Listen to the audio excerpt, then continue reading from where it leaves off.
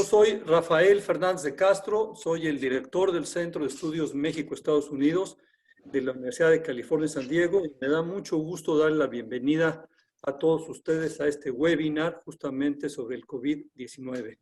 Está aquí, desde luego, mi colega Stefano Bertozzi, el director de Alianza UC México, y también Jaime Sepúlveda, el director del Instituto de Ciencias de la Salud de la Universidad de California en San Francisco. Los tres somos los organizadores de esto.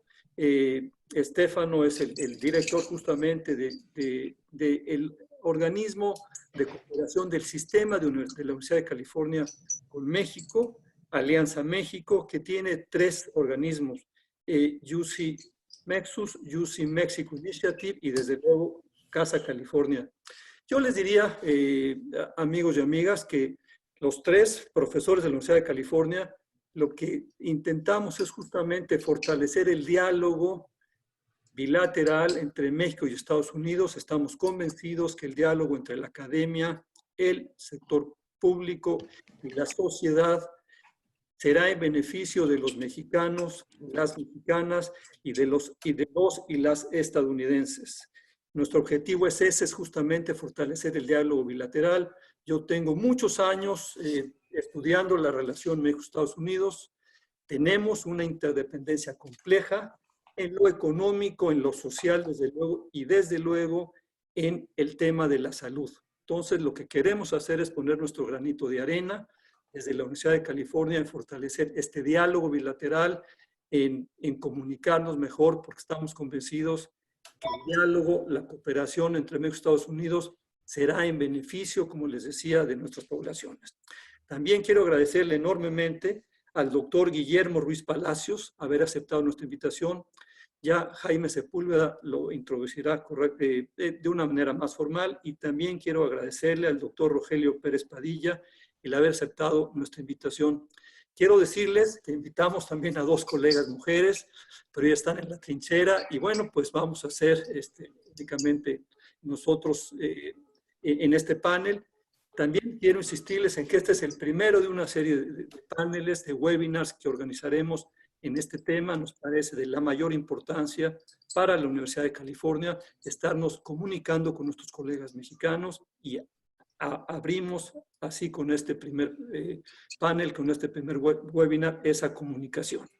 Desde luego, estamos abiertos a sus sugerencias. Queremos hacer pronto un panel sobre el tema de la frontera, de la salud de los migrantes. Estamos muy preocupados por lo que está pasando en la frontera entre México y Estados Unidos, porque evidentemente los migrantes son gente muy vulnerable y justamente queremos estar pendiente de ellos y estamos abiertos a sus sugerencias. En los próximos días les anunciaremos cuándo haremos el próximo webinar, pero insisto, este es el primero de una serie de webinars que organizaremos varios institutos del sistema de la Universidad de California. Sin más, le voy a pasar la palabra a Stefano Bertozzi. Por favor, Stefano, si quieres hacer una breve introducción y ya presentar al doctor Jaime Sepúlveda, al director del Instituto de Ciencias de la Salud de la Universidad de California en San Francisco. Adelante, Stefano, por favor. Y finalmente quisiera decir una cosa más. Somos universitarios, aprovechamos el tiempo, este es un diálogo informal, les agradecemos mucho a todo su tiempo, vamos a tratar de ser, digamos, de aprovechar muy bien estos minutos, y quiero agradecerle desde luego a nuestros tres equipos por habernos ayudado a poner este webinar. Estamos todos familiarizándonos con la tecnología. Stefano ha sido el tutor tanto de Jaime y sobre todo mi tutor en esto del Zoom, así es que vamos a hacer todo lo posible porque esto salga muy bien, y desde luego le agradezco mucho a nuestros equipos, a nuestros staffers, el esfuerzo que están haciendo para que esto funcione bien. Y bueno, aprovechemos estos momentos. Adelante, Stefano, por favor. Muchísimas gracias, Rafael, y tengo que darte a ti las gracias porque fue todo tu iniciativa al inicio proponer este webinar. Súper breve, nada más voy a decir que Alianza UCMX, que tengo ahorita el privilegio de ser el director interino, existe para fortalecer los vínculos entre los académicos de la Universidad de California y los académicos en México. Además, de las conexiones con el sector privado, con el gobierno y con otras instancias, pero sobre todo para los académicos. Y entonces, si podemos apoyar, sobre todo ahorita con COVID, a la colaboración en cualquier campo que puede apoyar a la respuesta a esta pandemia, estamos aquí para servirles.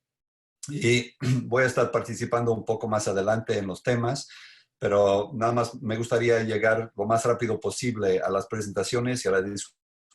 Entonces me da el gran honor de presentarles a Jaime Sepúlveda, quien es el director del Instituto de Salud Global en la Universidad de California en San Francisco, pero ha tenido una larga carrera en la Fundación Gates, antes como subsecretario en México, como director de los institutos nacionales de salud y como el director del Instituto Nacional de Salud Pública, en donde a mí me reclutó desde Ginebra para trabajar y colaborar con él en Cuernavaca. Entonces, Jaime, por favor.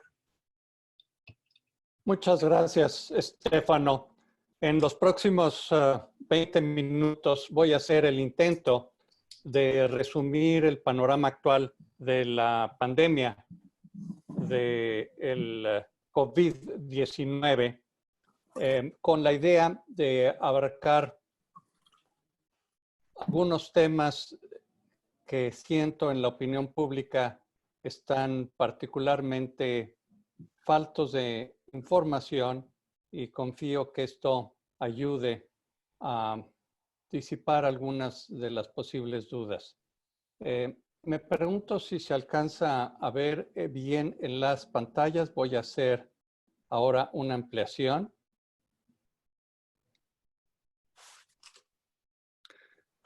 Se ve bien, Jaime. ¿Ven ustedes? Los temas que quisiera discutir rápidamente es un poco la historia del coronavirus actual y algunos de sus antecesores, sus primos hermanos. Voy a hablar sobre el inicio y desarrollo de la epidemia en China. Voy a tocar el tema de síntomas y tratamiento en forma breve, así también como la prevención tanto a nivel individual como a nivel poblacional y cómo veo el futuro de esta pandemia. A manera de antecedente, los coronavirus no son nuevos. El tipo de gripa común que niños y adultos frecuentemente padecemos son una forma de coronavirus llamados alfa coronavirus. Entre el 10 y el 30% de las gripas que padecemos son producidas por un tipo de coronavirus. Sin embargo, desde el año 2002 apareció una mutación que brincó de distintos animales al humano para producir el SARS, el síndrome agudo respiratorio severo. En 2002 fue una epidemia que duró unos cuantos meses, que produjo poco más de 700 muertes y se le conoció como SARS. Desde 2002 hemos visto que además del SARS, que tuvo una vida relativamente breve, apareció otro coronavirus beta que se conoce como MERS. Este es un coronavirus que pasó de murciélagos a camellos y de camellos se adaptó a transmisión en humanos. Este es un virus, como vamos a ver en esta diapositiva, muy letal. Se han presentado un total de 2.500 casos con poco más de 800 muertes y una tasa de letalidad muy elevada de casi 35%. Este virus sigue transmitiéndose a muy baja escala, no es muy eficiente su transmisión y la mayoría de los casos son hospitalarios. El SARS, como dije, tuvo solamente unos meses de vida con una tasa de letalidad cercana al 10%, provocó más de 700 muertes, pero ya no existe en el planeta. El nuevo coronavirus es muy parecido a este SARS y de hecho ahora se llama el virus SARS coronavirus 2. La historia de su aparición es muy reciente. El primer caso reportado fue en la ciudad de Wuhan, en China. El primer hospitalizado fue en diciembre de 2019. Obviamente, por lo menos un mes antes se dio el primer contagio. Voy a hablar más sobre cómo llegó al humano más adelante. Lo que es increíble es que de este primer hospitalizado ya se tuvo un grupo de personas hospitalizadas para el final de diciembre.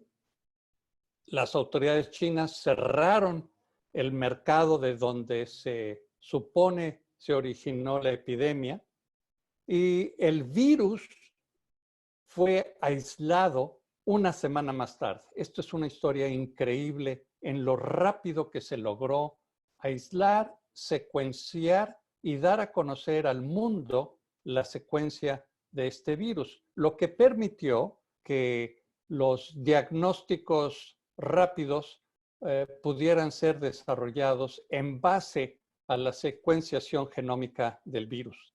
Las autoridades chinas implementaron medidas draconianas, lo que se conoce en epidemiología como un cordón sanitario, es decir, ciudades completas entraron en cuarentena el 23 de enero con casi 60 millones de personas en cuarentena en sus casas sin poder salir a la calle.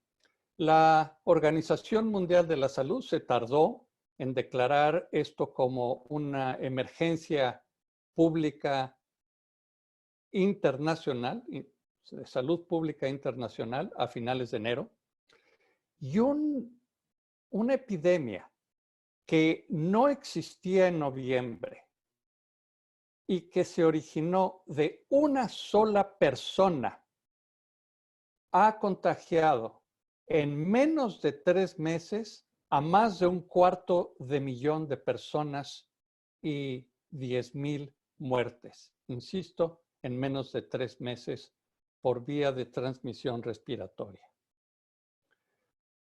¿Cómo se transmite? Toda la información, la evidencia, nos hace ver que esto no es un virus que se aerosoliza.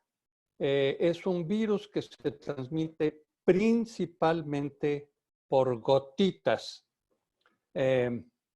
y no viaja mucho en el aire ni perdura mucho tiempo en el aire.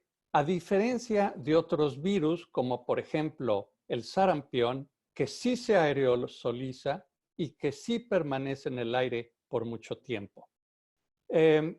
Viaja después de un estornudo, por decir algo, no más de 1 a 2 metros de distancia antes de depositarse en el suelo.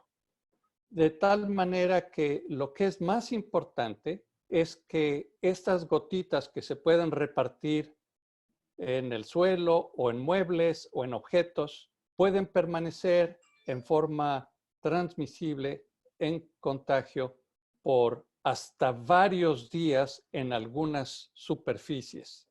De tal manera que hay que no solo lavarse las manos continuamente, sino también limpiar superficies. Hay otras formas de transmisión posibles, como fecal oral, pero esas son instancias muy raras. El gran porcentaje de la transmisión, insisto, es por transmisión por gotitas. ¿Cómo llegó al hombre? Bueno, la secuenciación genética nos hace ver que el origen es en murciélagos, muy probablemente que son mamíferos. El único mamífero que vuela son los murciélagos. Le pasaron Jaime, el virus. discúlpame, Sí, pero estamos viendo todavía tu primer diapositiva. Sí, porque lo que tienes compartido es el es el PowerPoint, no la proyección.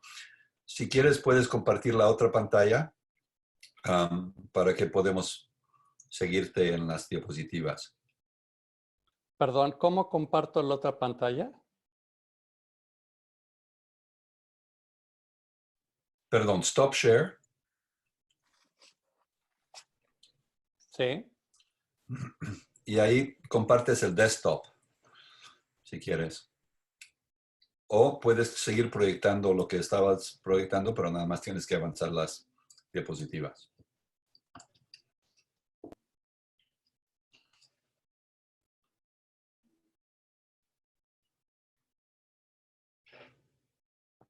Ahora sí.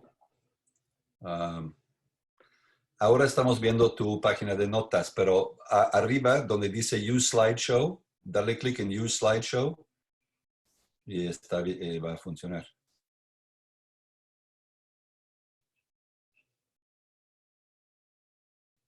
Pero ya no estás compartiendo la pantalla. Tienes que recompartir.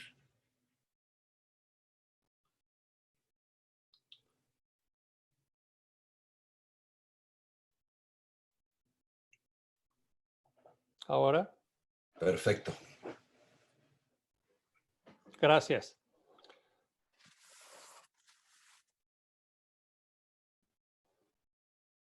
Lo que mencionaba es que en la secuencia genética nos permitió identificar al virus originalmente en murciélagos, que en una transmisión secundaria le pasó a otro tipo de mamíferos. Muy seguramente se trata de este mamífero, el único escamado, que se llama pangolín, que utilizan los chinos en medicina tradicional.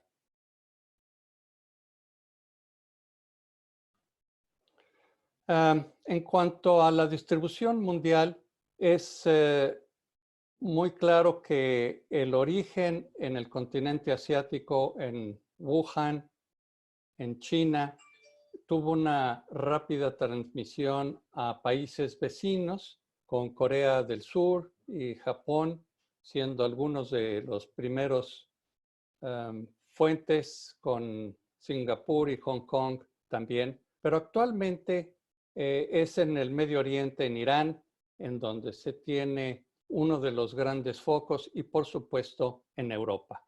De manera que se ha recorrido de este a oriente, del oriente al occidente en forma paulatina. Eso nos ha permitido ganar un poco de tiempo en el continente americano. Estados Unidos posiblemente esté 2 semanas por detrás de la epidemia en Europa, y México probablemente esté cuando más 1 semana detrás de Estados Unidos en la transmisión.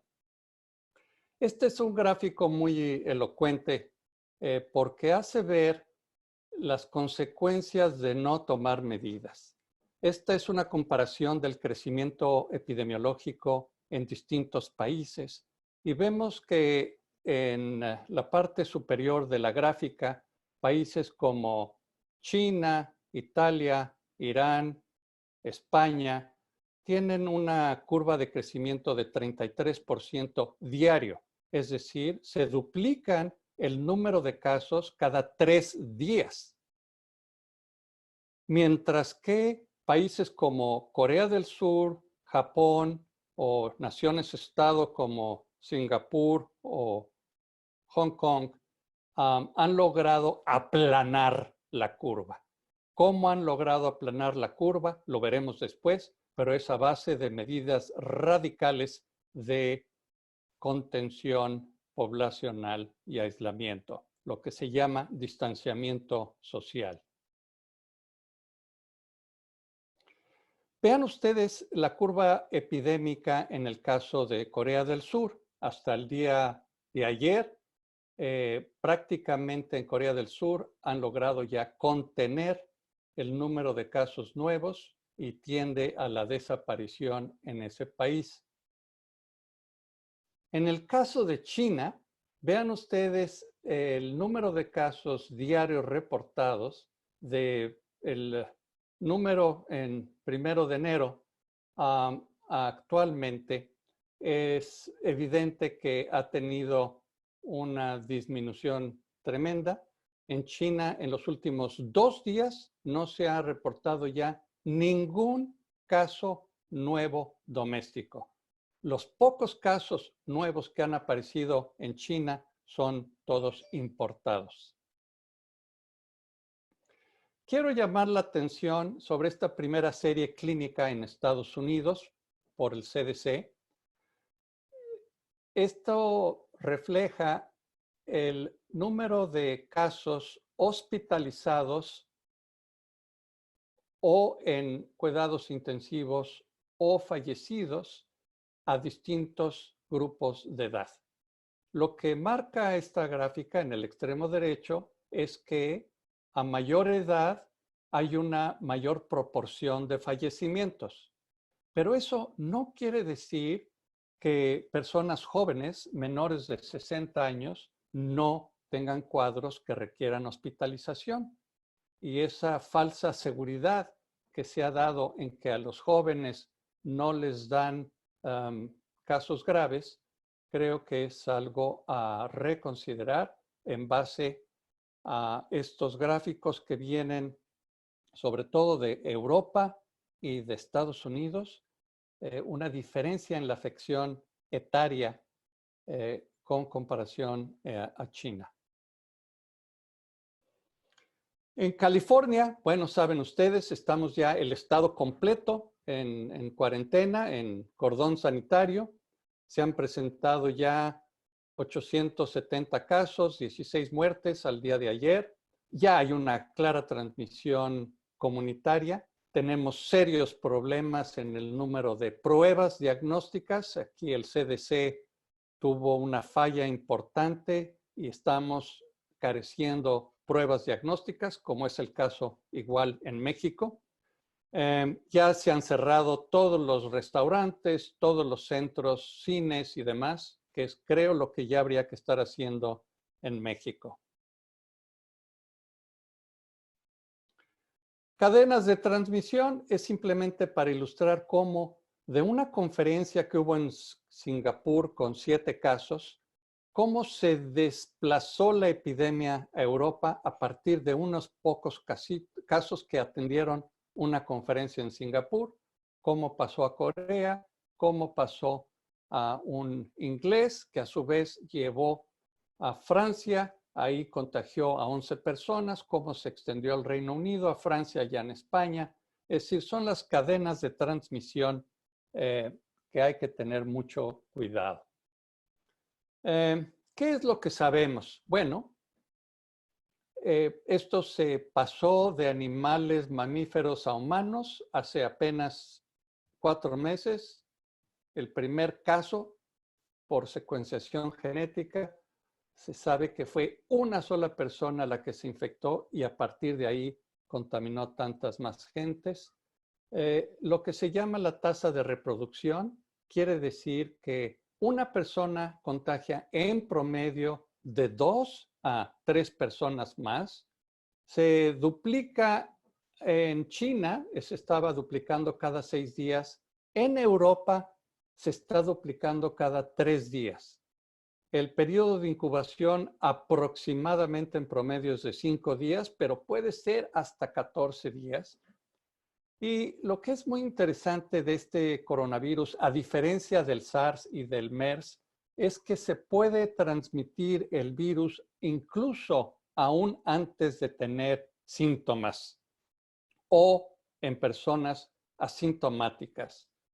Esto puede continuar por 7 a 12 días y en algunos casos severos se puede seguir transmitiendo el virus hasta 14 días. Entonces, hay un periodo de incubación, hay un periodo infeccioso, hay un pródromo y después la aparición de síntomas clínicos.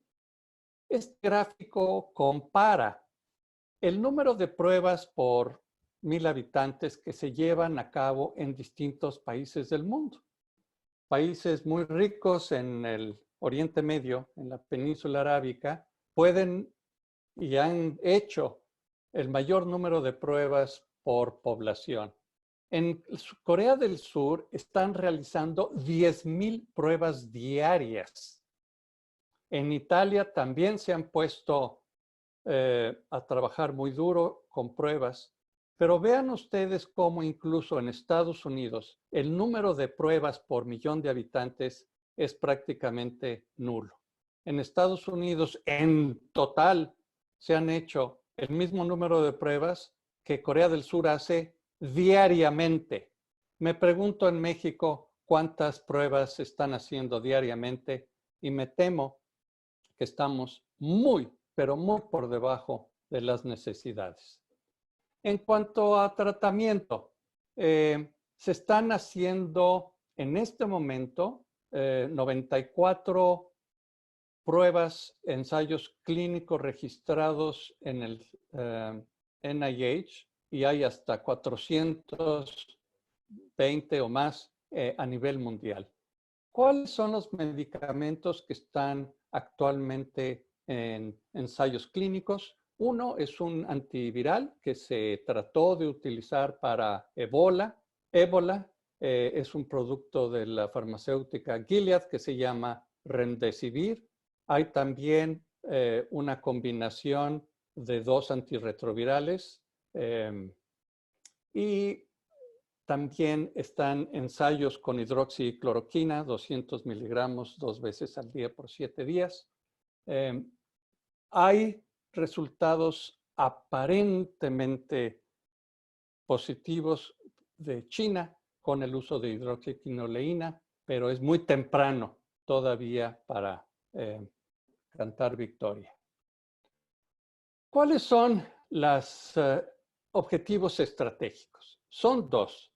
Uno es limitar el número de casos disminuyendo la tasa de reproducción y tratar de aplanar la curva para prolongar lo más que se pueda la epidemia y sobre todo darle tiempo al sistema de salud para usar antivirales y vacunas antes de que se agobie el sistema de salud.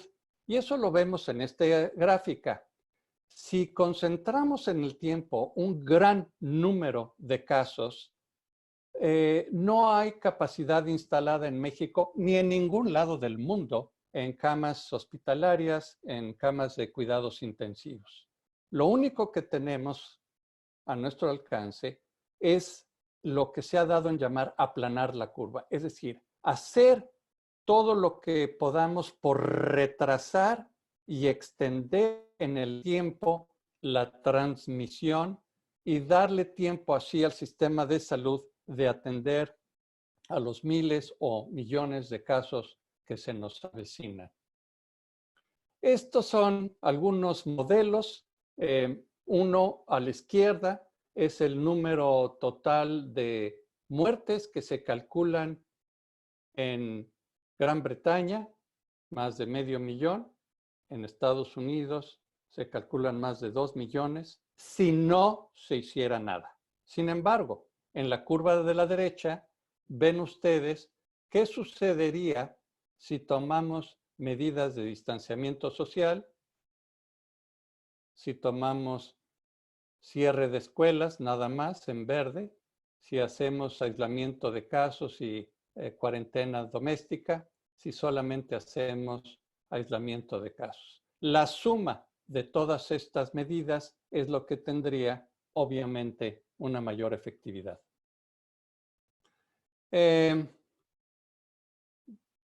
Vean ustedes si funciona o no funciona. Esta es una gráfica muy importante que viene de Italia. Estas son dos ciudades en Italia, Lodi y Bérgamo. La ciudad de Lodi empezó en marzo con distanciamiento social estricto. Bérgamo no lo hizo. Empezaron al mismo tiempo y vean ustedes la diferencia. 5 veces más casos en Bérgamo que en Lodi por no haber tomado las medidas que Lodi tomó tempranamente. Es simplemente un ejemplo de la diferencia en políticas públicas entre uno y otro. ¿Qué va a pasar? ¿Cómo va a acabar esto? Bueno, me temo que ya la idea de contener el virus ya se nos pasó. Ya no podemos intentar contenerlo y aislarlo como logramos hacerlo con el SARS, porque ya está por demasiados lados. Ya hay una distribución pandémica, lo que hace que lo que más podamos hacer es mitigar el asunto lo mejor que podamos, siguiendo las recomendaciones de distanciamiento social, de aislamiento. ¿Cuál va a ser la tasa de ataque? ¿Cuántas gentes se van a contagiar? Los modelos que yo he visto en México señalan una tasa de ataque menor del 1%. No lo creo. La verdad es que la tasa de ataque probablemente esté más cercano al 5 o incluso al 10%. Y esto me temo que va a tener un impacto muy serio en nuestro sistema de salud. Por último, esto es simplemente para traer un poquito de humor negro quizás dentro de esta pesadilla. Un anuncio en el cine que las próximas 2 funciones son muerte del coronavirus y el final de Donald Trump.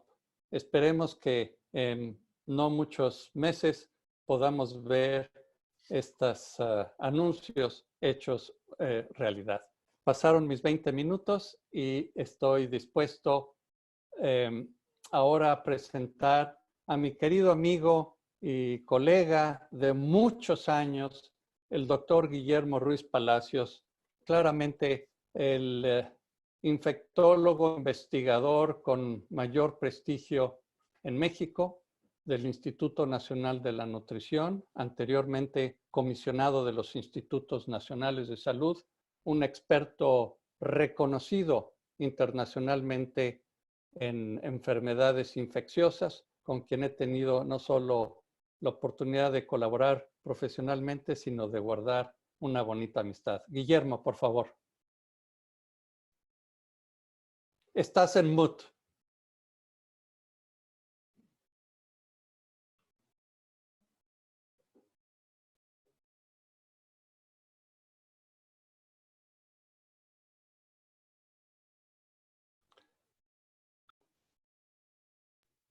Ya puedes hablar. Ok, perfecto. Bueno, voy a ser muy breve y en las diapositivas que traigo es para darle la información de la complejidad que técnicamente tiene el diagnóstico de coronavirus. Y en la última parte, que es quizá la más importante, es la problemática de la implementación de los métodos de diagnóstico en un país. Y pensé que si no les daba las bases de técnicas del diagnóstico, podría no entenderse por qué la mayoría de los países tienen problema para diagnóstico. Bueno, el diagnóstico en general en la mayoría de las infecciones virales actualmente se hace por métodos de amplificación de ciertas regiones del genoma de estos virus. Y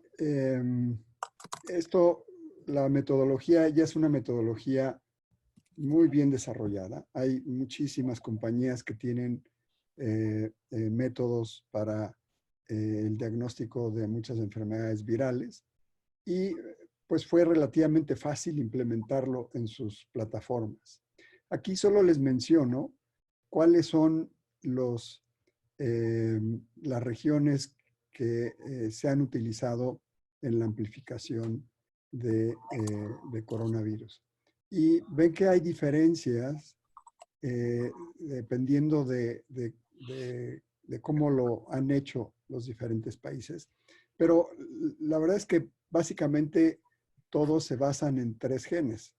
El ORF1AB, el E y el N. Básicamente en eso se concretan y han tomado diferentes regiones. A unos les funciona muy bien, otros han tenido problemas. El propio CDC, en donde ellos se han concentrado en una sola región, en un solo gene, pues fue un problema muy, muy importante después de haber liberado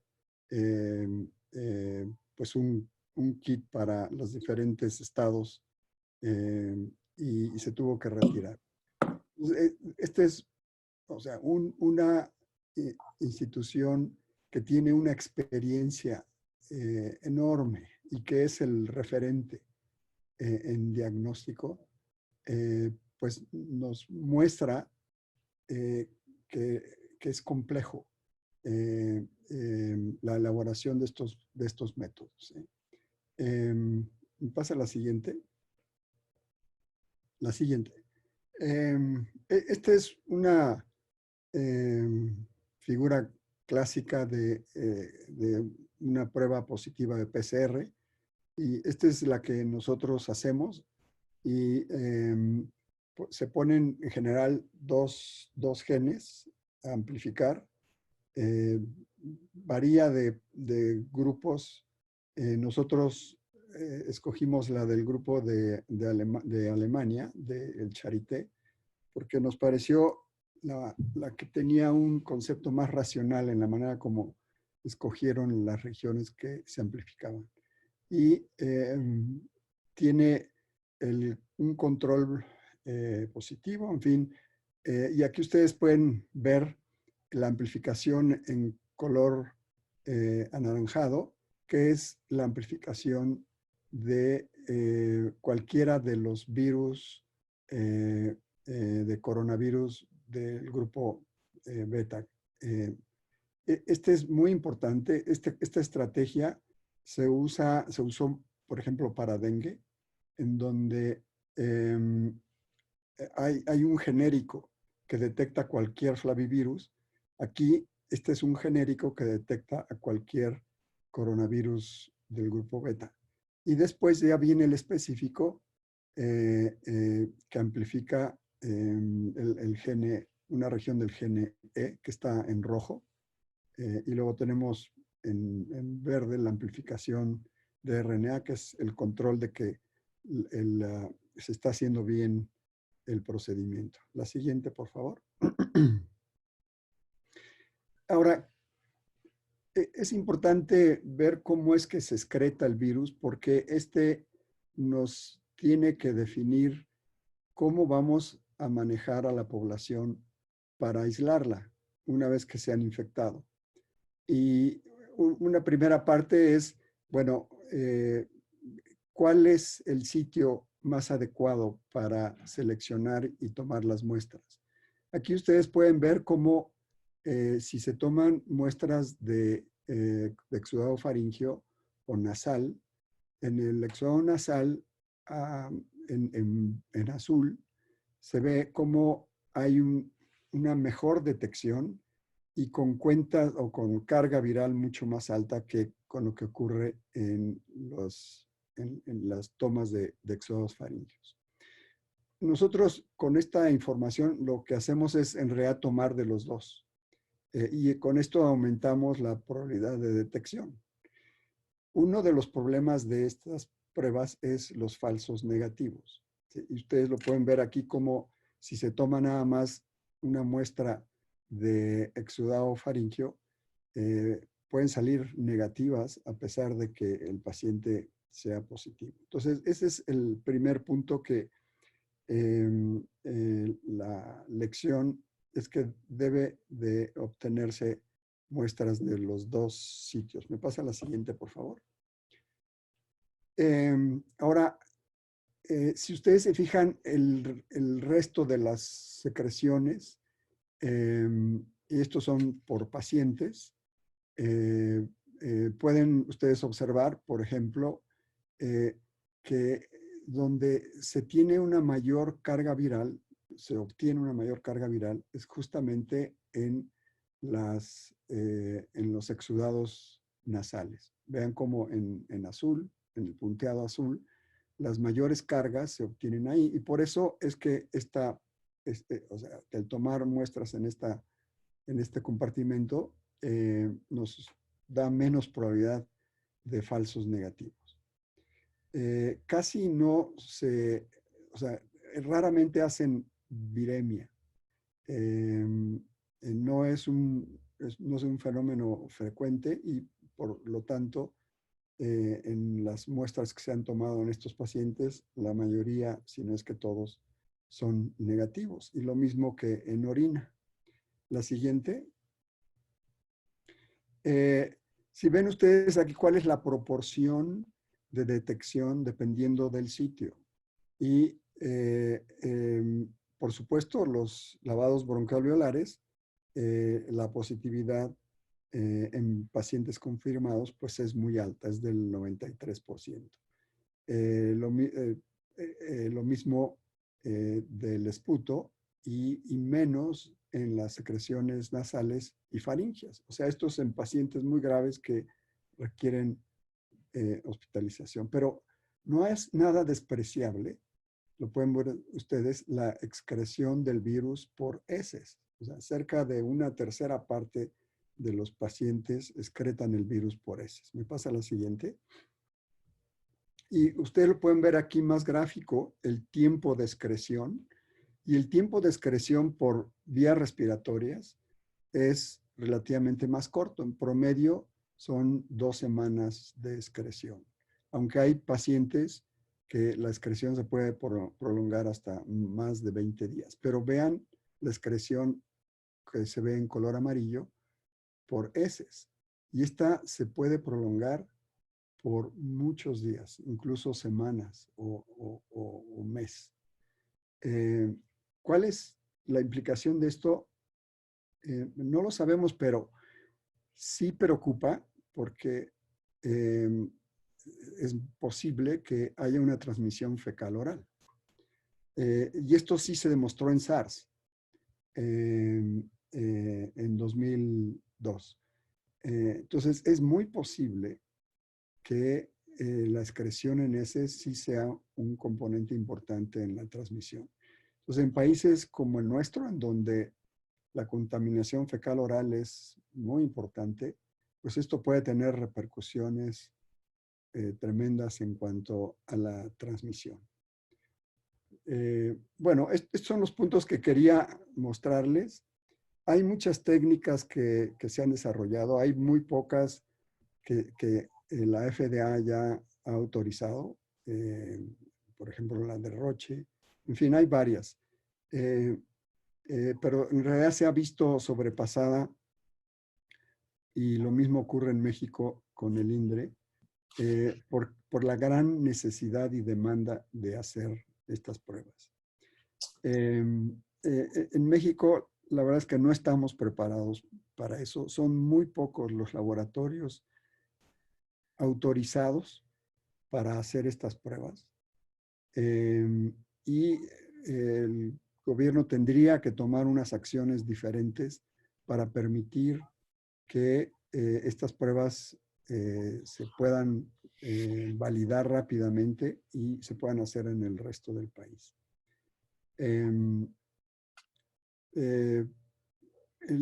el caso de nosotros, pues, prácticamente de cero la capacidad que se tiene y pues es un reto y quisiera esto dejarlo para la discusión de cuáles podrían ser las alternativas para su solución. Muchas gracias. Muchas gracias a Guillermo. Le paso la palabra para que haga un comentario Stefano Bertozzi. Por cierto, Stefano, te presentamos solamente con tu título actual, pero quiero decir que Stefano es un gran especialista en salud pública. Él fue el dean de la Escuela de Salud Pública de la Universidad de California en Berkeley. Trabajó además 11 años en el Instituto Mexicano en el Instituto Nacional de la Salud de México, como director de toda la parte de encuestas y de investigación. Él ha hecho muchísimo trabajo sobre el SIDA y es un extraordinario colega y amigo aquí del sistema de la Universidad de California. Por favor, Estefano, haznos un comentario global y ya pasamos, y después pasamos al siguiente, a la presentación de Rogelio. Muchas gracias, Rafael. Voy a ser muy corto porque no quiero que tenemos que esperar mucho para la presentación de Rogelio. Yo pienso que yo entiendo muy bien por qué los países al inicio de la epidemia o de la pandemia, han tenido mucha preocupación por la calidad de las pruebas de laboratorio. Y tiene que ver con, si casi no hay casos y se hacen pruebas diagnósticas, entonces la especificidad de la prueba, es decir, la probabilidad que no está detectando casos cuando no hay casos, es algo que es muy preocupante porque un país no quiere decir que hay casos cuando realmente no hay casos. Entonces se preocupa mucho por la especificidad de la prueba. Pero ya que una epidemia se está expandiendo, cambia el asunto, porque la probabilidad que un caso sospechoso es un caso en verdad es mucho más alto. Entonces, esta fase de control pasa a que queremos eliminar los casos que se sospechan de ser positivos y que no son. Hoy en la mañana mi cuñada me llamó para decir que mi hermano está padeciendo todo el cuadro de síntomas que corresponden a coronavirus. Él llamó a su médico y el médico dijo, no tenemos pruebas si no tienes enfermedad grave, es decir, para hospitalizar. Él solo tiene un poquito de fiebre y mucha tos. El problema para él es que al no tener acceso a la prueba, su esposa y sus hijos están no solamente aislados como deberían estar normalmente, pero además sin poder tener contacto con nadie. Y ellos tienen trabajo, que es un trabajo permitido durante la epidemia porque sirve al público. Entonces, tenemos que mover ahorita a una fase diferente, en donde tenemos mucho más disponibilidad de pruebas para poder tomar las acciones necesarias dependiendo de la prevalencia del virus. Y Guillermo, quería preguntarte, todo lo que tú hablaste de los genes, etcétera, es obviamente la prueba PCR, que detecta la presencia del virus en el paciente. Pero ya estamos desarrollando también pruebas inmunológicas que detectan la presencia del anticuerpo contra el virus, o IgM en la fase preliminar o IgG en la fase un poco más avanzada. Esto nos puede ayudar mucho para entender qué proporción de la población se está infectando, cuál es la probabilidad de que los contactos familiares se infectan. Lo que Jaime dijo de la tasa de ataque, lo podemos estimar con mucho mayor precisión. ¿Cómo ves tú la posibilidad de expandir ahorita no solamente las pruebas PCR con la validación de otros laboratorios, pero también el uso de pruebas inmunológicas? Sí, tienen dos fines diferentes. Las pruebas de PCR son útiles para el diagnóstico y el manejo inmediato del paciente. Las pruebas serológicas se ha visto que no son útiles para el manejo y el diagnóstico de estos pacientes, pero es extremadamente útil para hacer los estudios poblacionales, para saber primero cuáles son las tasas de infección que están ocurriendo y de qué manera están progresando en el curso de los días o las semanas. Entonces, yo creo que debe haber esas dos estrategias. Ahorita nos estamos concentrando en resolver el problema del paciente, no el problema de la población. Y para eso sí necesitamos implementar las pruebas serológicas. Sí. Entonces, en estos últimos días he hablado con muchos de las empresas que están produciendo las pruebas y mi impresión es que hay dos cosas muy importantes para hacer las pruebas no manualmente uno por uno, pero a más grande escala. Eso tiene que ver con la base instalada de equipos en los distintos laboratorios y la disponibilidad de reactivos que se pueden operar en esta base instalada de aparatos. Entonces, yo espero que tanto en California como en México en estos próximos días vamos a tener un mapeo mucho más completo de cuál es nuestra capacidad instalada de correr pruebas y qué nos hace falta en términos de reactivos para poder correrlas. Yo sé que la empresa Roche y la empresa Thermo Fisher ya tienen la aprobación de la FDA y tienen una base instalada bastante grande. Se dice que en estos próximos días, tanto Abbott como el Beijing Genomics Institute van a tener también la aprobación, que aparentemente está muy avanzada. Solamente con estas 4 empresas es una capacidad mucho más grande de lo que hemos tenido en estos últimos días. Thermo Fisher solo ya tiene en su stock para poder enviar 1.200.000 pruebas, que obviamente es un tamaño que excede por mucho todas las pruebas que hemos hecho en Estados Unidos desde el inicio de la epidemia. Entonces, yo estoy, cruzando los dedos, tocando madera, en espera de que en esos próximos días, tanto en México como en Estados Unidos, vamos a poder subir mucho la capacidad de hacer la prueba a los pacientes con síntomas y no tener que reservarlas a las que están gravemente enfermos. Y aquí me gustaría hacer un comentario. La manera como se está haciendo ahora es como normalmente se hacen estas pruebas en diferentes laboratorios en volúmenes pequeños. Para esto no funciona.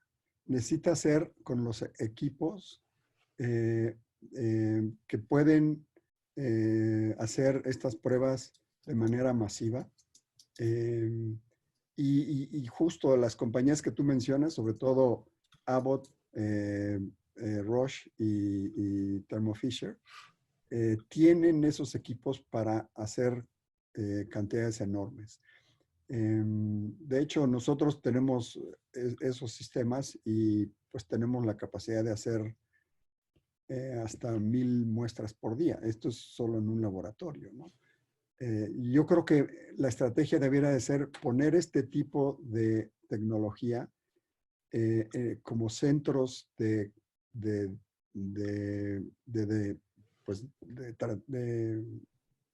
hacer estas pruebas, pues, y no en pequeños laboratorios porque retrasa y además es ineficiente. Entonces, creo que tu punto de vista es muy importante. Muchas gracias, Guillermo. Ahorita me encantaría poder pasar la palabra al doctor Rogelio Pérez Padilla. Él es un neumólogo del Instituto Nacional de Enfermedades Respiratorias. Es el exdirector general del instituto y un gran experto en la investigación de enfermedades respiratorias. Entonces, Rogelio, hemos estado hablando un poquito que obviamente, como dijo Jaime, tenemos mucho interés en California en la evaluación de nuevas terapias y también en México para poder, con el distanciamiento social, con frenar la epidemia, hasta el punto de que vamos a tener terapias más efectivas para poder bajar la tasa de mortalidad entre los casos que se dan. Entonces, por favor, te paso la palabra y te quito el mute. Ya. Ok.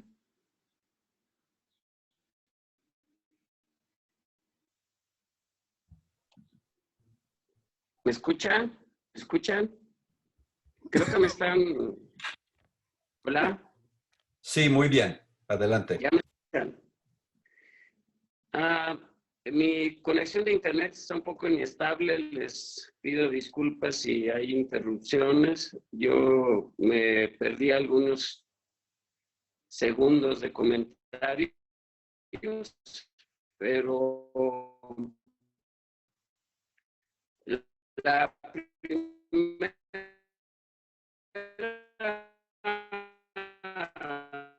imagen que les quiero mostrar viene de la página de ensayos clínicos, Clinical Trials.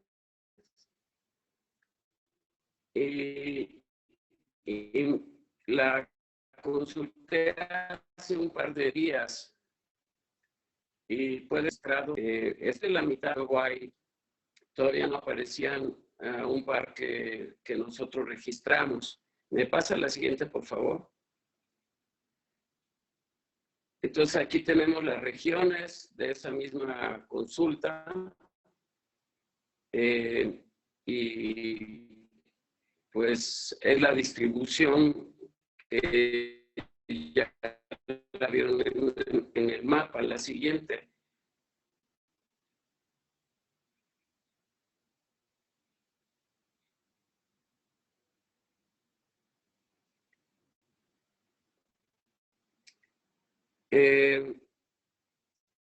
Entonces, hay varios nombres. Esto ha pasado con infecciones, pero el que se utiliza en la actualidad, como ustedes saben, es el COVID-19. También pasó con la influenza en 2009. Entonces, hasta para buscar la información, pues hay que tener su estrategia. Esa es la siguiente.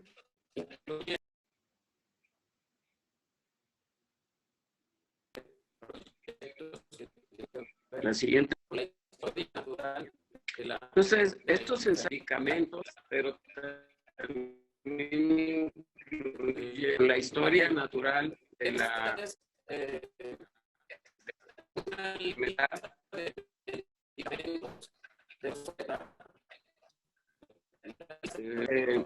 Por favor.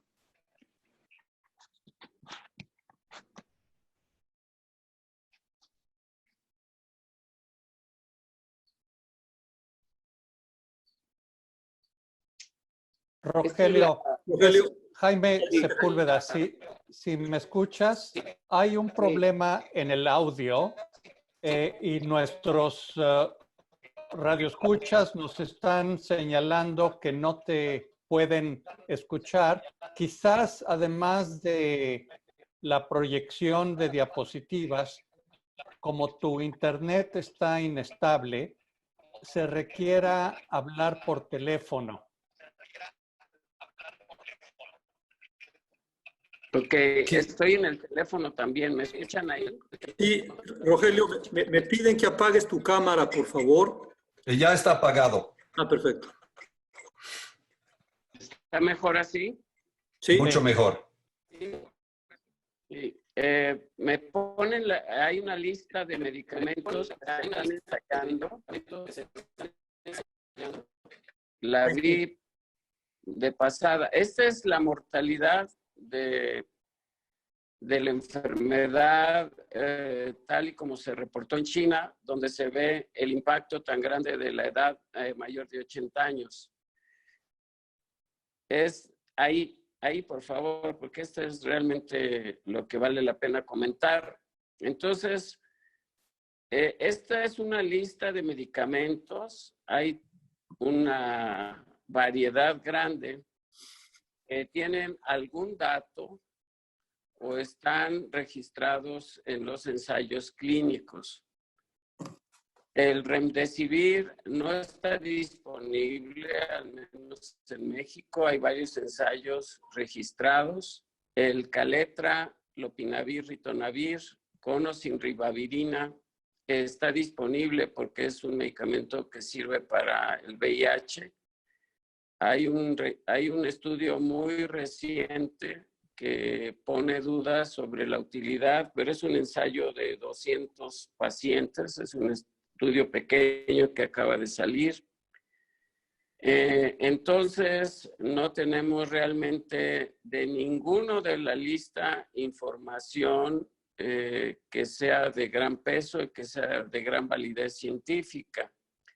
La cloroquina es un medicamento en el cuadro básico de la OMS desde hace mucho tiempo. Hay un registro de seguridad muy bueno y hay muy pocos estudios que se hayan realizado. Acabo de ver uno de Francia, pero es un estudio muy pequeño, no controlado. Sin embargo, in vitro muestra una efectividad como antiviral.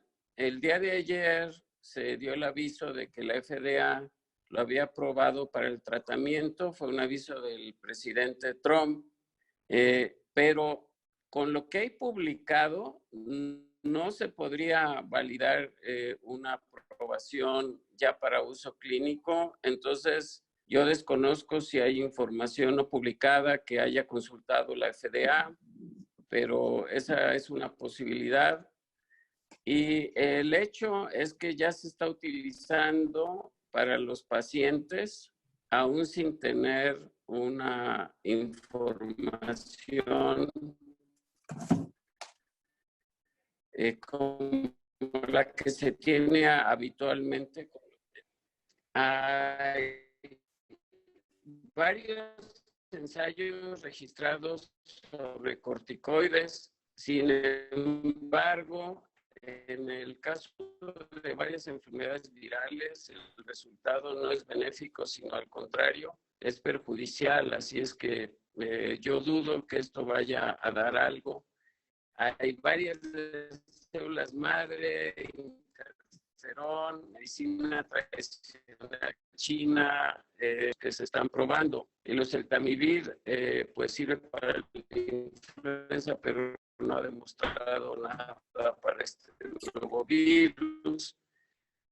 Hay otros que son expectorantes, dudo que vayamos a tener. Entonces, los medicamentos que se requieren habitualmente, y si se están utilizando algún medicamento como es la cloroquina o la hidroxicloroquina, es porque es muy segura y tiene efecto in vitro, pero no se ha demostrado que sea eficaz in vivo. Tiene efecto antiviral, pero también tiene efecto inmunomodulador. Se utiliza para enfermedades reumáticas y pudiera tener varias formas de acción, pero se necesita demostrar. Luego, si me pasa la siguiente, por favor.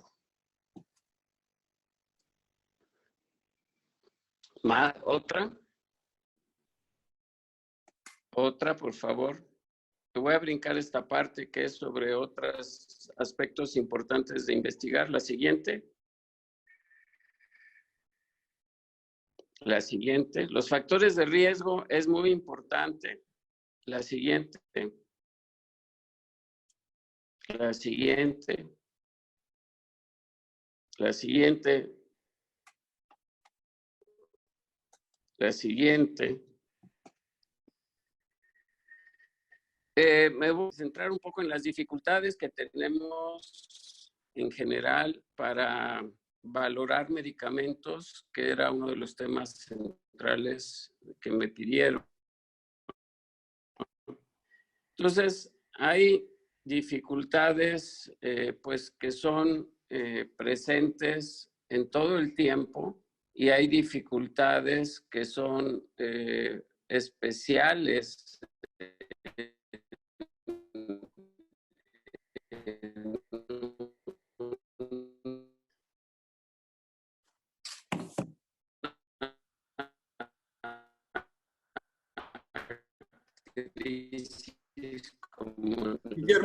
Guillermo, ya nos escucha. Creo que vamos a tener, está fascinante lo que nos estás platicando, pero la verdad, ya estamos casi sobre el tiempo y no se está escuchando. Te pido una disculpa, pero si les parece bien, ¿por qué no pasamos a la sesión de preguntas y respuestas? ¿Me escuchas, Guillermo? Perdona. Es Rogelio. Rogelio, perdón. Rogelio. ¿Me escucha, Rogelio? Siempre, pues, tenemos... Bueno. De hablar, ahora sí que estamos con el tema de la tecnología, pero si me parece bien. Disponibles. La situación a realizar Sí, Rogelio, muchas gracias. Está muy entrecortado. Entonces, si les parece bien, hay muchas preguntas, hay muchos comentarios. Tenemos aún 25 minutos. Arturo, a ver si puedes lograr una mejor comunicación con Rogelio, porque seguramente va a haber muchas preguntas para él. Entonces, si quieren, pasamos de lleno a la conversación.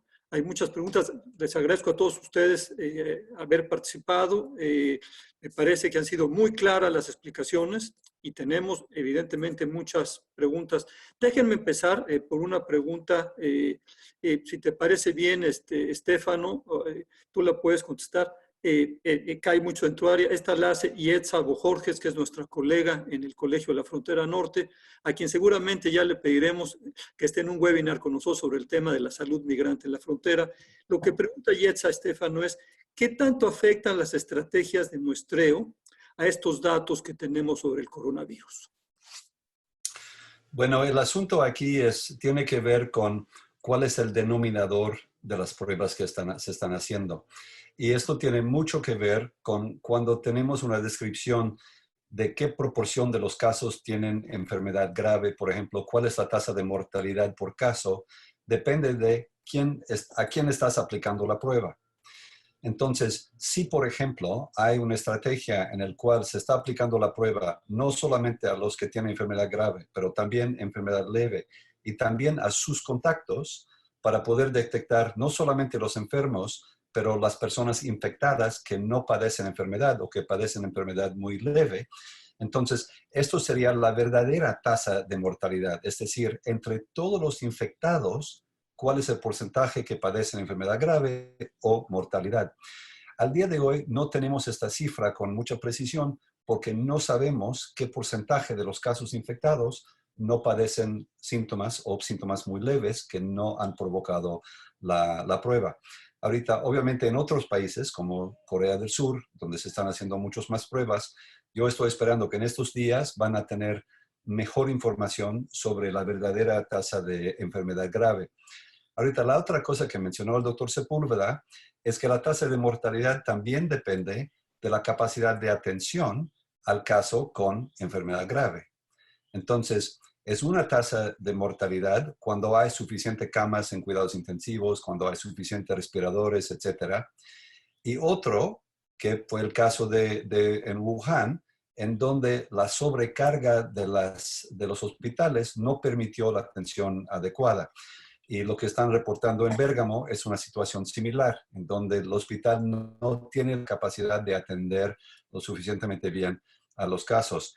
Y en paréntesis, me comentó mi primo, yo soy italiano, nací en Italia, mi primo me llamó para decirme, Steph, no lo puedes creer, pero no hemos recibido respiradores de aparatos para respiración de otros países en Europa, pero sí nos acaban de llegar de China, porque China ahorita tiene la capacidad de ayudar a otros países por el éxito que han tenido en control de su epidemia, que es impresionante este hecho. ¿Esto es lo que querías, Rafael? Excelente. Jaime, ¿quieres agregar algo? Creo que lo dijo muy bien Estefano. Para poder calcular verdadera incidencia, tasas de incidencia, para tener una idea de la prevalencia poblacional, necesitamos tener verdaderos denominadores. Y si solamente se están haciendo pruebas a personas graves o hospitalizadas, tenemos una idea muy sesgada de la verdadera magnitud de la epidemia en México. Las pruebas 10,000 diarias, más de 170,000 al día de hoy que se han hecho en Corea del Sur, nos van a dar una idea mucho más realista de la historia natural de la enfermedad, de las prevalencias, de las tasas de mortalidad reales. De ahí que si yo tuviera un mensaje sobre pruebas diagnósticas para México, sería acelerar al máximo la capacidad instalada, como señalaba Memo Ruiz Palacios, con controles de calidad, pero multiplicar por 1000 el número de pruebas que se están haciendo y permitir que los laboratorios privados de reconocido prestigio que tienen la capacidad instalada para hacer estas pruebas y que estén certificados por COFEPRIS y por el INDRE puedan llevar a cabo estas pruebas. Excelente, Jaime. Aquí hay una pregunta para Guillermo Ruiz Palacios. Desde su pasada experiencia como coordinador de los Institutos Nacionales de Salud, ¿existen en México suficientes pruebas de diagnóstico y respiradores para hacer frente a la demanda? Y podría comentar sobre el abasto de máscaras y otros utensilios para el personal médico. Adelante, Guillermo. Sí, es excelente pregunta. No, efectivamente, o sea, la respuesta es muy clara. No tenemos los suficientes insumos. Y yo creo que esto sí se debió haber preparado de hace un mes para acá.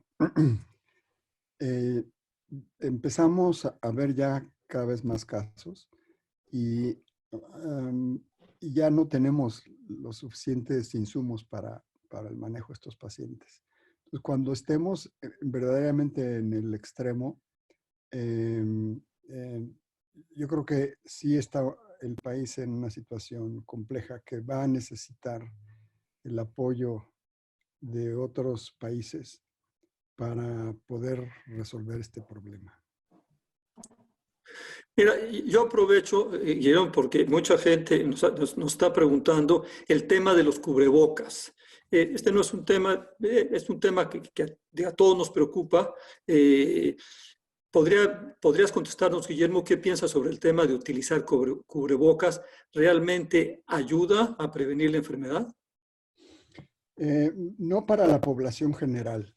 O sea, los cubrebocas deben de utilizarse para el personal de salud que están atendiendo los pacientes y en los pacientes o las personas en las que se ha confirmado el diagnóstico y están recluidos en sus domicilios.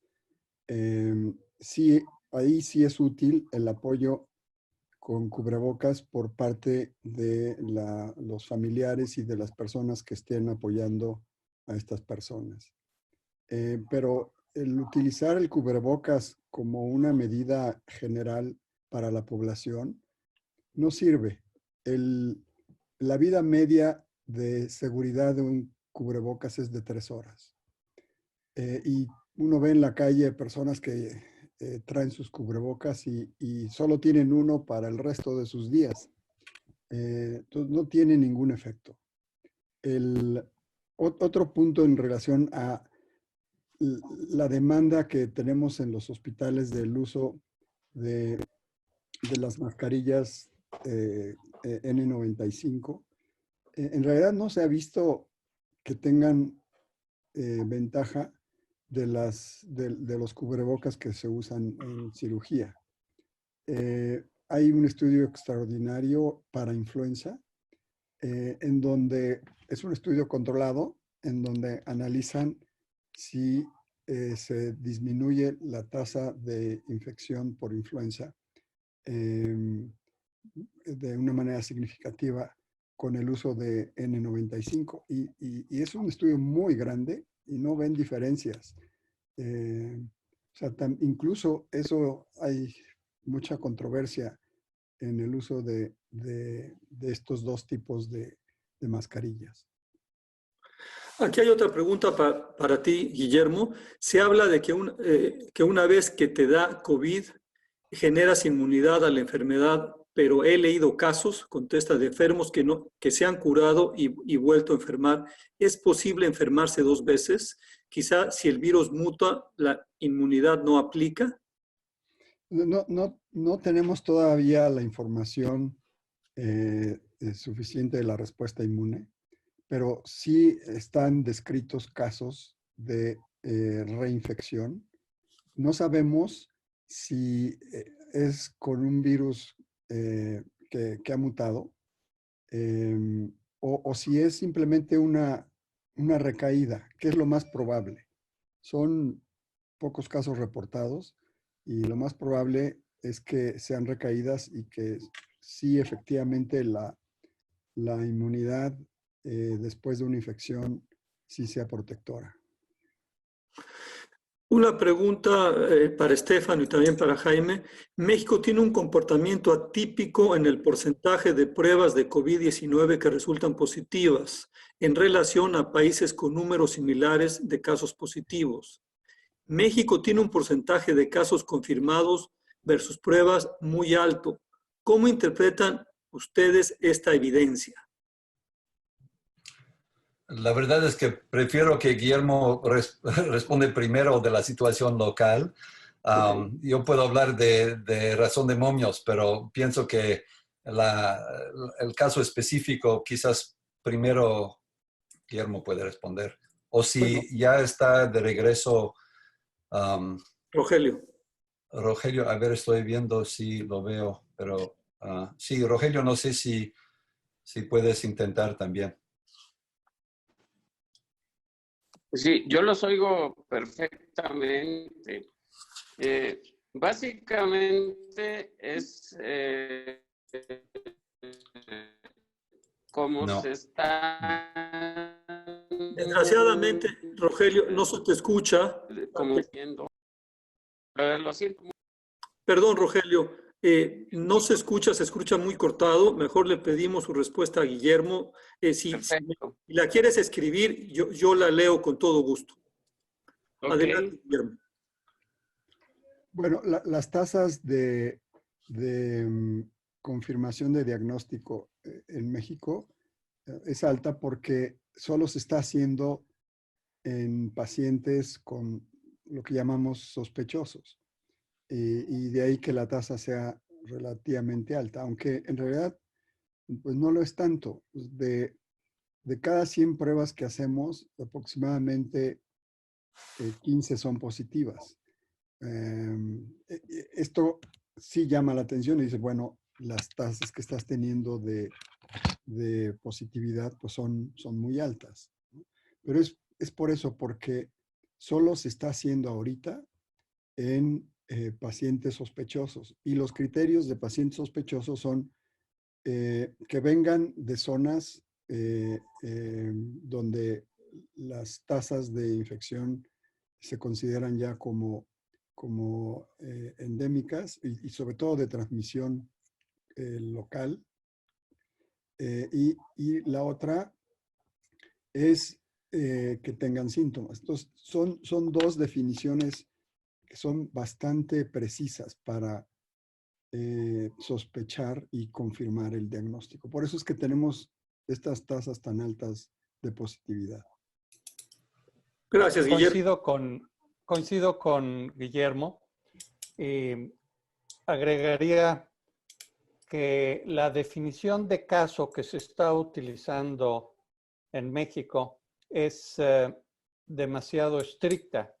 Gentes que hayan viajado al extranjero o que hayan tenido contacto con alguien que haya viajado al extranjero. En el CDC y crecientemente en OMS, en la definición de caso, ya se admite la transmisión comunitaria. Entonces, si se ampliara la definición de caso en México y se hicieran mucho mayor número de pruebas, entonces la tasa de positividad se reduciría al aumentar el denominador. Claro. Estefano, ¿quieres agregar algo? No, está bien. Bueno, aquí tengo otra pregunta. ¿Hay algún método eficiente, además del distanciamiento, que pueda prevenir el contagio o que pueda preparar en caso de una infección, es decir, una vitamina, algún medicamento? ¿Quieres empezar, Guillermo? Pues no, por supuesto que no. Entonces, el distanciamiento y el lavado de manos, la higiene es extremadamente importante. Les mostraba cómo el virus se excreta pues prácticamente por todos lados. Entonces, la higiene personal es extremadamente importante. Y el distanciamiento. Esos son los dos componentes más importantes. Podría quizás agregar, estoy completamente de acuerdo con Guillermo, pero hay también el asunto de en dónde puedes enfocalizar tus esfuerzos de distanciamiento. Entonces, lo que han hecho en, por ejemplo, Singapur, Hong Kong, Corea del Sur, es, dado la información que ellos tienen sobre dónde están los casos, su capacidad de aislar los casos y sus contactos, haciendo la investigación de quiénes fueron los contactos de los infectados, esto implica que el resto de la población no tiene que practicar tanta distanciamiento social. Es decir, que más que sabe una sociedad de dónde están sus casos, menos que tiene que aplicar medidas a toda la población del mismo nivel de severo. Entonces, esto es lo que vamos a estar viviendo en los próximos meses, nuestra capacidad entre controlar los casos que conocemos contra lo que estamos viviendo ahorita en San Francisco, que es parálisis total, porque no, tenemos que controlar a todos, porque no sabemos dónde están los casos. La otra cosa que quería preguntarte, Guillermo, sobre esto es que en unas semanas, cuando tenemos ya pacientes que han padecido la infección y que están recuperados, ¿tú piensas que vamos a poder utilizar anticuerpos para proteger, por ejemplo, gente que tiene o muy alto riesgo de padecer enfermedad grave, como ancianos con otros padecimientos, o trabajadores de la salud que están en contacto directo con pacientes? ¿Tú ves esta posibilidad? No, no así tan expandida. O sea, hay los primeros tratamientos que hubo para neumonía por neumococo o para influenza fue con transfusiones de pacientes convalecientes. Y esa es una medida muy efectiva que se sigue utilizando. O sea, en pacientes graves, la utilización de inmunoglobulina hiperinmune obtenida de pacientes convalecientes sí es efectiva para el tratamiento de pacientes graves. Pero usarlo así de manera genérica lo veo imposible. Incluso con monoclonal. Podría ser, pero aquí el problema es que tendríamos que ver cuáles son los anticuerpos protectores y eso todavía no se sabe. Exacto. Pero yo de joven me inyectaba con IgG para ir a África porque no había tenido hepatitis A y era lo estándar. Claro. Entonces, quizás podemos regresar a las antiguas. Y otra pregunta sobre la posibilidad de una vacuna. Al día de hoy no tenemos ninguna vacuna contra coronavirus. Tú mencionaste que parece que el sistema inmune sí funciona y que la mayoría de la gente no se va a reinfectar. Pero ¿tú piensas que va a ser difícil el desarrollo de una vacuna por la no tan completa reacción inmune contra coronavirus? ¿O tú piensas que eres más optimista? No, yo soy más optimista. Yo creo que, de hecho, ya se están desarrollando unas. NIH tiene una que va a empezar, yo creo, muy pronto sus estudios de fase 2. Pero pues eso habría que verlo. Yo creo que sí, en un año yo creo que sí podríamos tener una vacuna. Por Yo cierto, agregaría sobre este particular de vacunas, hay varios ensayos vacunales ahora registrados en China. China desarrolló una vacuna propia y hay otra vacuna que ya se está aplicando por Kaiser Permanente en el estado de Washington, desarrollada a partir de compuestos del NIH y desarrollada por una compañía llamada Moderna. Creo que lo que dice Guillermo Ruiz Palacios es muy cierto. Yo también estoy optimista, pero obviamente el pasar de fase 1, fase 2 a 3 y 4, producción en masa, comercialización, aprobación, eso se llevará meses y meses, por más que se quiera acelerar el proceso. Por ahí la experiencia con Ebola y NIH desarrolló una vacuna para Ebola y en un tiempo récord pudieron tener información muy valiosa de su protección. Entonces yo creo que esa experiencia que tiene NIH para estas situaciones especiales, se cortan muchos de los pasos en el proceso de la el desarrollo de estas vacunas y pues pasan en fast tracks los diferentes procesos. Así es que yo creo que esa va a ser la estrategia que se va a tomar para este problema. Por cierto, tengo aquí una respuesta de Rogelio Pérez Padilla. Él dice, la positividad de la prueba se incrementa en sujetos con alta sospecha, es decir, en la definición de sospechoso o caso, encontré 5 o 6 ensayos registrados de vacunas, varios en China. Y hay muchas preguntas también, panelistas, sobre cómo debe ser el manejo en casa.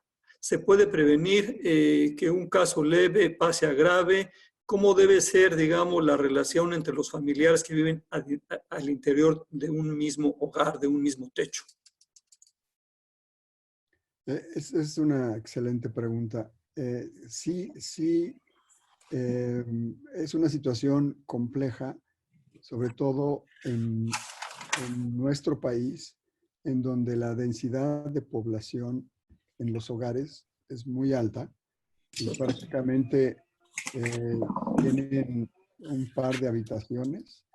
El poder aislar a uno de los familiares se vuelve extremadamente complicado. Y esto significa pues una proporción muy grande en el país. Yo creo que ese va a ser un problema. No sería nada descabellado que se crearan centros de aislamiento de estos pacientes, porque yo no creo que exista la infraestructura en los hogares de poder aislar a las personas. ¿Quieres agregar algo, Jaime? ¿O Estefano? Bueno, agregando una pregunta para Guillermo, ¿cómo ves tú el uso de ibuprofena o paracetamol para la gente que tiene síntomas? La información que hay es de asociación, no es de causalidad. Y quizá si lo ve uno desde el punto de vista mecanístico y de racionalidad, probablemente quizá los antiinflamatorios pudieran tener algún efecto. Los antiinflamatorios no esteroideos. Y la recomendación es que no se usara, aunque en realidad no existe una evidencia. Hay varias... Yo lo que he leído hablar es que en particular el ibuprofen parece tener un impacto negativo. Para bajar fiebre, la recomendación del CDC ahora es el uso de paracetamol y evitar ibuprofen. Muy bien, estamos llegando al final, nos faltan 2 minutos. Yo quisiera, hay una pregunta que se repite un poco, digamos, el periodo que se considera de la crisis, o sea, como cuánto tiempo puede durar esto. Es una pregunta repetida de 1000 maneras. Me gustaría darle la palabra, darle 1 minuto a cada uno de ustedes para hacer un cierre y a lo mejor nos pueden decir qué piensan en cuanto a los tiempos de la enfermedad. Quiero, digamos, agradecerles enormemente y insistirle a todos los que nos están oyendo que esto lo vamos a repetir. En el sistema de la Universidad de California estamos comprometidos con este diálogo con México, con este diálogo a lo largo de la frontera, a través de las 2 fronteras, de manera que ya les avisaremos. Por cierto, grabamos todo, va a estar en nuestras redes, tenemos las presentaciones, se las haremos llegar. Entonces, para una preocupación para Jaime y para Estefano muy importante desde que empezamos a platicar sobre esto es que esto no fuera efímero, que se quedaran los documentos. Entonces vamos a ir poniendo todo esto en nuestros sitios web, se los vamos a ir enviando. Entonces estemos en contacto y empiezo dándole la palabra. Si quieren, empezamos por Guillermo, luego le doy la palabra al doctor Jaime Sepúlveda y cerramos contigo, Estefano. Bueno, Y Rogelio, ojalá nos puede dar un comentario escrito que podemos leer. Excelente. el tiempo que durará esto tiene varios matices. Uno, el tiempo de la infección, el tiempo de la enfermedad y el tiempo de la epidemia en una población. Y la contestación es, mientras pasamos de enfermedad a infección y a población, esto se va prolongando. La enfermedad puede durar, en la mayoría de los casos, 2 semanas. La infección empieza desde el momento en que empieza a excretar el virus, de que se empieza a replicar en el cuerpo, y eso sucede días antes de los síntomas, 5 o 10 días. Y como les mostraba en las diapositivas, se puede prolongar por 1 mes después de que se quitan los síntomas. Y desde el punto de vista de el tiempo que va a durar en la población esta enfermedad, pues va a depender de las intervenciones que se hagan en cada país. Y ya nos mostraba muy claramente Jaime cómo se puede reducir dramáticamente en países que toman medidas complejas y no solo con una sola intervención, o dejar que esto progrese a los niveles de como está ocurriendo en Italia. Excelente, Guillermo. Muchísimas gracias. Adelante, Jaime. Bueno, si tomamos la experiencia de China, en China la transmisión empezó probablemente en el mes de noviembre y para marzo ya no hay casos nuevos. Puede suponerse entonces que bajo condiciones draconianas como las que tomó China, esto podría a nivel mundial terminarse en 3 meses. Lamentablemente veo que eso no va a ocurrir así porque son pocos los países que tienen la capacidad o la autoridad para tomar las medidas draconianas que tomó China. Lo estamos viendo ahora en Italia. Italia ya tiene un mayor número de muertes totales que la epidemia en China. De tal manera que, como señala el doctor Ruiz Palacios, esto dependerá de las medidas que cada país o comunidad adquiere. La experiencia de la epidemia de influenza en 1918, hace un siglo, nos hace ver que si ciudades como Pensilvania, que no tomaron medidas enérgicas, o otras ciudades en Estados Unidos que sí las tomaron, la diferencia en el tiempo de duración de la epidemia es completamente diferente. Y además, se vio en la epidemia de 1918 que si se baja la guardia, puede haber un resurgimiento de la epidemia una vez que se pensaba que ya estaba controlada.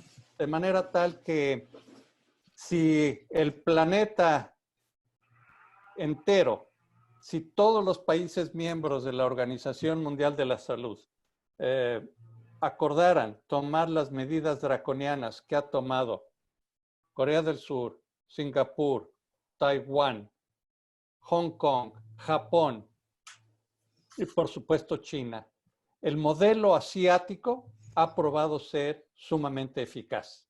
Teóricamente podría entonces suponerse que en 3 o 4 meses podría acabarse, pero como son epidemias que están sucediendo en distintos momentos en el tiempo, lo más probable es que esto se vaya hacia final de año. Estefano, ¿podrías leer lo que escribió Rogelio y te pido tu participación para cerrar? Por favor, sí. Adelante. Dice Rogelio, tenemos la experiencia de China e Italia y mínimo 12 semanas dependiendo de las intervenciones. Se van agotando los susceptibles y hasta entonces para. Adelante, Estefano, contigo y cerramos. Tú tienes la última palabra. Muchas gracias y gracias a todos y especialmente a ti, Rafael, por haber iniciado esto. Quiero pedir a todos los participantes que por favor usen el chat o el question and answer para sugerir temas para próximas sesiones del webinar. Como mencionó Rafael, tenemos intención de enfocarnos un poco más sobre la frontera y la situación fronteriza en el próximo webinar, pero estamos abiertos a otras sugerencias también. En términos de cuánto dura, los tres comentarios que escuchamos fueron sobre cuánto dura el periodo de infección y de gente con infección, pero también está el asunto de cuánto va a durar las medidas para controlar la expansión. Y mi deseo es que dura mucho, porque si dura poco implica que va a ser súper grave y después la pandemia se va a quemar, es decir, que va a consumir la población susceptible muy rápido y no es lo que queremos. Queremos una pandemia que se expanda lentamente para que podamos estar controlando y atendiendo a los casos graves y con el tiempo para poder desarrollar tanto tratamientos como vacunas. Entonces, ojalá que estas medidas, como estamos viviendo ahorita en San Francisco, agresivas, pueden frenar, aplanar la curva, como dijo Jaime, y que después podemos relajar estas medidas poco a poco para mantener un nivel de infección que podemos manejable. Y esto es lo que tenemos que buscar. Y ojalá que sí logramos las curvas como Jaime mostró de los países asiáticos. Yo estoy convencido que en Italia esto ya está sucediendo, pero necesitamos otra semana para observarlo. Y estoy también convencido que lo que estamos viviendo ahorita en San Francisco y en California, que también muy pronto, en una semana, vamos a ver que la curva se aplanó. Pero lo digo con dedos cruzados y tocando madera. Muchísimas gracias a todos por su asistencia. Muchas gracias a Gracias. todos. Yo les digo a los panelistas, a Jaime, a Estefano, a Guillermo y a Rogelio, que me siento muy orgulloso de su capacidad, de su conocimiento y de compartir con todos nosotros su experiencia y su conocimiento. De eso se trata esto, de que dialoguemos. Un abrazo para todos y nos vemos pronto por acá. Gracias, panelistas.